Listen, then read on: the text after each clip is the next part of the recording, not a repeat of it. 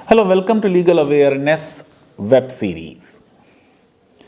किसी public figure की death जब होती है तो बाकी जितने पब्लिक ऑफिसेस होल्ड करते हैं वो अपनी श्रद्धांजलि देते हैं। ये मैं समझता हूँ शिष्टाचार का मामला है। भारत की संस्कृति भी है कि जो व्यक्ति दुनिया से चला जाए उसके बारे में कुछ बुरा ना कहा जाए। कुछ ऐसे हो सकते हैं जिनका मरने वाले व्यक्ति के बारे में कुछ अलग विचार हो। भारत के संविधान में अभिव्यक्ति का अधिकार है, तो अगर कोई श्रद्धांजलि देता है भावभीनी, उसका भी अधिकार है। और कोई यदि बताता है कि मरने वाले ने XYZ अच्छे या बुरे काम किए, उसका भी अधिकार है। मुझे इन दोनों लोगों से कोई ना शिकायत है, ना मैं ये समझता हूं कि उन्होंने कोई गलत काम किया। लीगल अवेयरनेस वेब सीरीज देश के बड़े नेताओं को, संविधानविदों को, जिन्होंने संवैधानिक पदों पर कार्य किया है, अपनी श्रद्धांजलि देता रहा है। कल्याण सिंह, जिनका अभी 2 दिन पहले देहांत हो गया, यूपी के लोध कम्युनिटी के बहुत बड़े लीडर थे। अब बीजेपी 18 डिविजन्स में उनकी शोक सभाएं करने जा रही है। प्रधानमंत्री जी ने अपनी श्रद्धांजलि दी। योगी आदित्यनाथ जी उनकी अंत्येष्टि के साथ साथ चले नरोरा तक। होम मिनिस्टर ने भी श्रद्धांजलि दी। लेकिन मैं क्योंकि एक लॉ का स्टूडेंट हूं, तो मैं ये देखना चाहता हूं कि लॉ से रिलेटेड, संविधान से रिलेटेड, जुडिशरी से रिलेटेड, हमारी अदालतों से रिलेटेड कल्याण सिंह जी की क्या रिलेशनशिप रही। लीगल हिस्ट्री के वो एक बहुत बड़े सब्जेक्ट हैं और बहुत दिन तक उन पर स्टडीज होती रहेंगी। सीबीआई कोर्ट के जजमेंट की अपील फाइल हुई है। जाहिर है कि उस अपील में अब उनके खिलाफ कोई केस नहीं होगा। लेकिन क्या 6 दिसंबर को जो वाकया हुआ वो वाकई स्पॉन्टेनियस था, अनप्लैन्ड था, कोई कॉन्स्पिरेसी नहीं थी, कोई उसके लिए दोषी नहीं था? ये तो प्रश्न अभी हाई कोर्ट में और फिर शायद सुप्रीम कोर्ट में भी डिबेट होगा। मैं समझता हूं कि आज के इस एपिसोड में कल्याण सिंह जी के पॉलिटिकल कैरियर और भारत की सुप्रीम कोर्ट और हाई कोर्ट से उनका क्या संबंध रहा है, उसके विषय में जरूर बात की जानी चाहिए, वरना उनको ये श्रद्धांजलि पूरी कंप्लीट नहीं होगी। मैंने जैसे आपसे कहा, बड़े नेता थे, RSS स्कूल में ही ज्वाइन कर ली, 9 बार यूपी असेंबली के मेंबर रहे, 2 बार मुख्यमंत्री रहे। मैंने 356 की अपनी किताब में लिखा था कि 6 दिसंबर को उन्होंने स्वयं ही रिजाइन कर दिया। उसके बाद जो 3 और चीफ मिनिस्टर थे, हिमाचल प्रदेश के, राजस्थान के और मध्य प्रदेश के, सुंदरलाल पटवा, शांता कुमार, भैरव सिंह शेखावत, उनके ऊपर 356 लगाई कांग्रेस सरकार ने। और मैंने कहा था कि ये 356 लगाना गलत था, जबकि सुप्रीम कोर्ट ने जाके SR बोम्मई के केस में कहा कि इन तीनों सरकारों से सेकुलरिज्म को खतरा था, इसलिए क्योंकि सेकुलरिज्म बेसिक स्ट्रक्चर है, इनका डिसमिसल लीगल और कॉन्स्टिट्यूशनल था। मेरे हिसाब से कई और सरकारें भी जो RSS पर प्रतिबंध लगा था उसको सही से इंप्लीमेंट नहीं कर रही थी। कई और कांग्रेस की सरकारों में, गुजरात में और महाराष्ट्र में भी बहुत दंगे हुए थे, बहुत वायलेंस हुई थी। लेकिन केंद्र सरकार ने सिर्फ बीजेपी सरकारों को डिसमिस किया, कांग्रेस सरकारों को नहीं किया। मैंने उसकी आज नहीं, आज से 20-22 साल पहले उसको क्रिटिसाइज किया था। लेकिन एक बात जो कल्याण सिंह जी के बारे में नहीं आई, मुझे मालूम है यूपी में चुनाव हैं, लोथ कम्युनिटी के वोट चाहिए हैं, किसी के दुनिया से जाने में भी हम पॉलिटिकल एडवांटेज लेते रहे हैं, ये सब गंदी सियासतें हैं, मुझे उससे मतलब नहीं। लीगल हिस्ट्री के स्टूडेंट की हैसियत से देखता हूं कि 2 बार बीजेपी छोड़नी पड़ी कल्याण सिंह जी, 2 बार अपनी पार्टी बनानी पड़ी। मुलायम सिंह यादव से मिल गए, कहा उनके कैंडिडेट के लिए कैंपेन करेंगे, उनके बेटे राजवीर सिंह ने तो एसपी समाजवादी पार्टी ज्वाइन की। 2009 में जब दूसरी बार बीजेपी छोड़ी तो कल्याण सिंह ने छोड़ते वक्त कहा कि मेरा ह्यूमिलिएशन हुआ है और मुझे नेग्लेक्ट किया गया है। अच्छी बात है कि यूपी के 2022 के चुनावों को देखते हुए उनको श्रद्धांजलि दी जा रही है। बुलंदशहर का मेडिकल कॉलेज उनके नाम पर किया जा रहा है, 6 सड़कें उनके नाम पर की जा रही हैं, सुपर स्पेशलिटी कैंसर इंस्टीट्यूट उनके नाम पर किया जा रहा है। लेकिन इतिहास के पन्नों को अगर पलट कर देखें तो आपको पता चलेगा कि 1997 में जब दूसरी बार कल्याण सिंह मुख्यमंत्री बने, बीजेपी ने उनको हटाया, विधायकों ने 36 रिवोल्ट किया अपर कास्ट में। कल्याण सिंह का अयोध्या में राम टेंपल बनाने का कमिटमेंट एब्सोल्यूट था।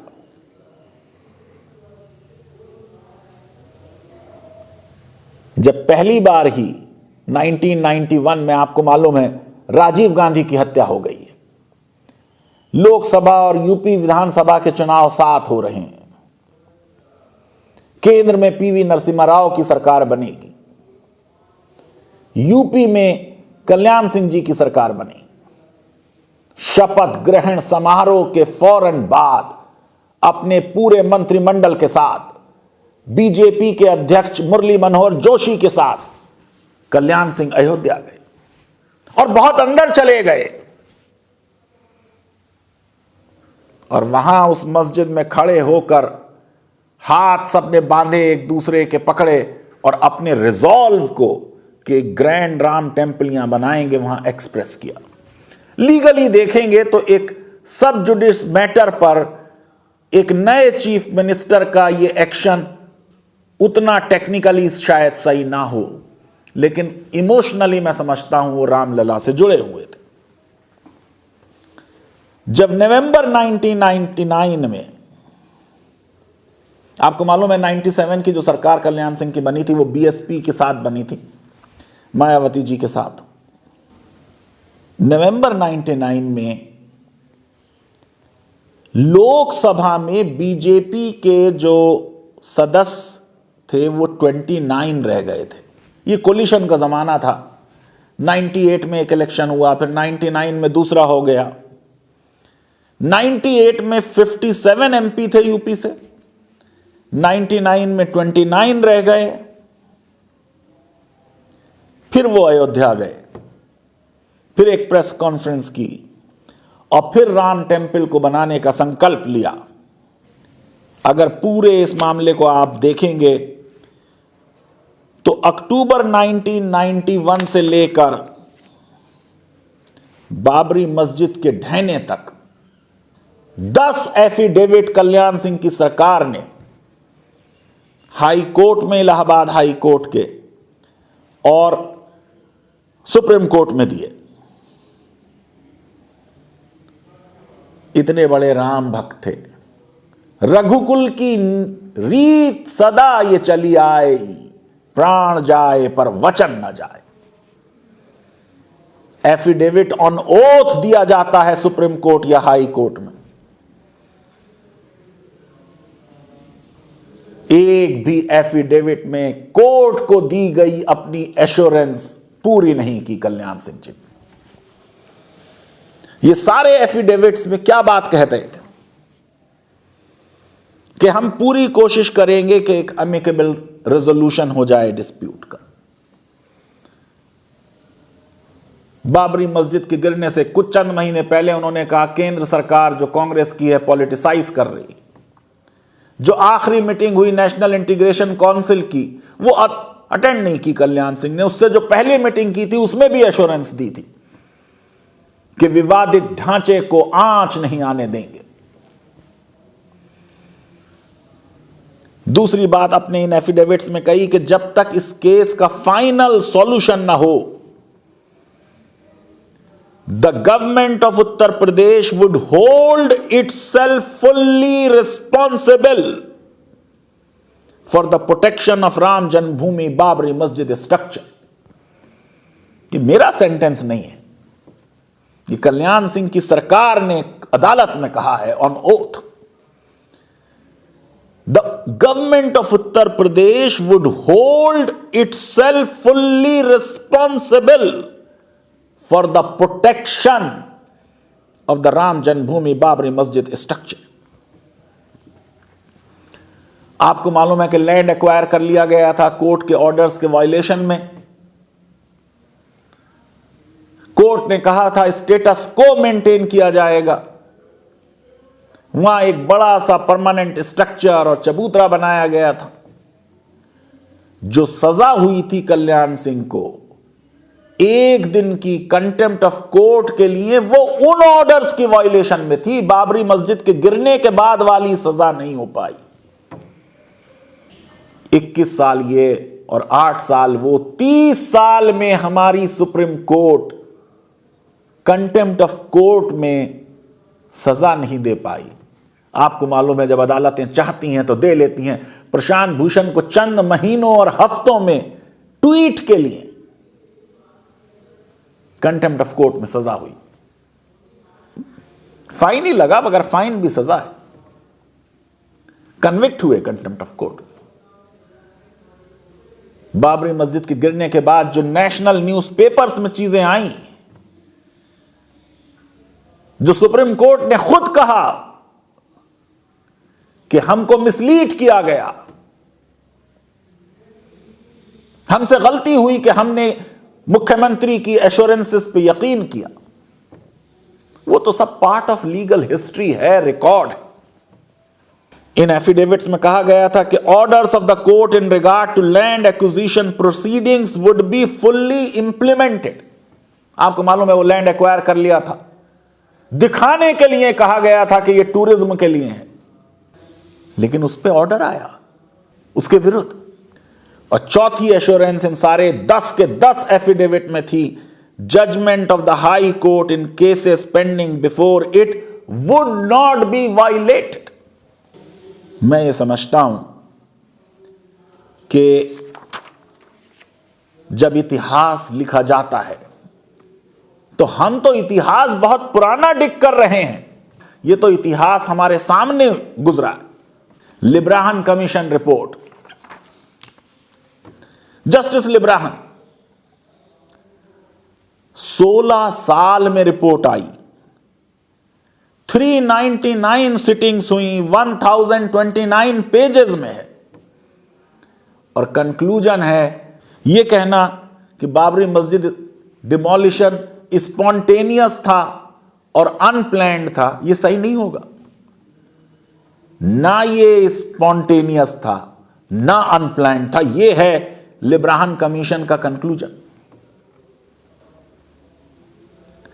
ठीक है, अब सीबीआई की कोर्ट ने हिंदी में एक जजमेंट दिया, बहुत लोगों ने उसे पढ़ा नहीं, उसको चुनौती दी गई है। हाई कोर्ट उसे एग्जामिन करेगी, सुप्रीम कोर्ट उसे बाद में एग्जामिन करेगी। जो भी फैसला आएगा वो पूरे देश को मानना चाहिए। 200 कंपनी सीआरपीएफ की अयोध्या के बाहर खड़ी रहीं, लेकिन मुख्यमंत्री ने, उनको रिपोर्ट मिलती रही कि अब इतने 80 लोग ऊपर आ गए, अब इस डोम पर चढ़ गए, अब उस डोम पर चढ़ गए, लेकिन उन्होंने फोर्स के इस्तेमाल की इजाजत नहीं दी। मैं लॉ का स्टूडेंट हूं, मैं समझता हूं कि किसी भी चीफ मिनिस्टर को इस बात का डर होता है कि वायलेंस ना हो, गोली ना चले। बिल्कुल सही बात। लेकिन इतनी प्रोपोर्शनेट फोर्स इस्तेमाल की जा सकती थी कि ढांचा ना ढहे, क्योंकि वो एश्योरेंस का हिस्सा था, वो सुप्रीम कोर्ट में, हाई कोर्ट में दिए गए एफिडेविट्स का हिस्सा था। मैं समझता हूं कि अयोध्या पर कितनी किताबें लिखी गईं, देश के संविधानवाद को कितना बड़ा झटका लगा कि सुप्रीम कोर्ट ने 2019 में जब फैसला दिया तो 6 दिसंबर की घटना को लिखा कि इट वॉज एन एग्रीशियस रॉन्ग, ये रूल ऑफ लॉ का वायलेशन था। कल्याण सिंह जी के रिलीजियस व्यूज हो सकते हैं, पर्सनल व्यूज हो सकते हैं, उनको अधिकार है उन व्यूज को रखने का, लेकिन जब आपने शपथ ली है संविधान को और लॉ को अपहोल्ड करने के लिए, तो फिर उस शपथ का ऑनर किया जाना चाहिए। अगर आपने देश की सबसे बड़ी अदालत को जाकर एक नहीं 10 एफिडेविट में हाई कोर्ट और सुप्रीम कोर्ट में कहा है कि आप खुद को रिस्पॉन्सिबल करार देंगे प्रोटेक्शन के लिए, लेकिन एक पॉलिटिशियंस थे, एक स्टेट्समैन थे, जब एहसास हुआ शाम तक रिजाइन किया। कई लोगों ने लिखा है कि पहले रिजाइन करना चाहते थे लेकिन अडवाणी जी ने रिजाइन नहीं करने दिया। मैं ये समझता हूं कि किसी को कल्याण सिंह जी को इस समय श्रद्धांजलि देने पर आपत्ति नहीं करनी चाहिए। इतने बड़े यूपी के नेता, इतने बड़े अलीगढ़ के नेता, एक अपर कास्ट पार्टी में एक लोअर कास्ट पार्टी का नेता इतने ऊंचे दर्जे पे पहुंचे कि वो मुख्यमंत्री बने, बहुत बड़ी बात है। लेकिन ये सारे फैक्ट्स जो बाबरी मस्जिद के डिमोलिशन से रिलेटेड हैं, जो उनकी सरकार की कारकर्दगी है, उसको लीगल हिस्ट्री से मिटाया नहीं जा सकता। लेकिन साथ ही ये भी बता दूं कि कल्याण सिंह की सरकार ने मदरसों की ग्रांट बढ़ाई थी, कम नहीं की थी। और कल्याण सिंह जी के सिलसिले में जो गवर्नर रमेश भंडारी ने किया था वो संवैधानिक रूप से सही नहीं था। लीगल अवेयरनेस वेब सीरीज अगर आपको पसंद आती है तो मेरी रिक्वेस्ट है कि हमारे इस वीडियो को वाइडली शेयर करें, हमारे चैनल को सब्सक्राइब करें और बेल आइकन और लाइक ज़रूर क्लिक करें। बहुत बहुत शुक्रिया, धन्यवाद, थैंक यू वेरी मच।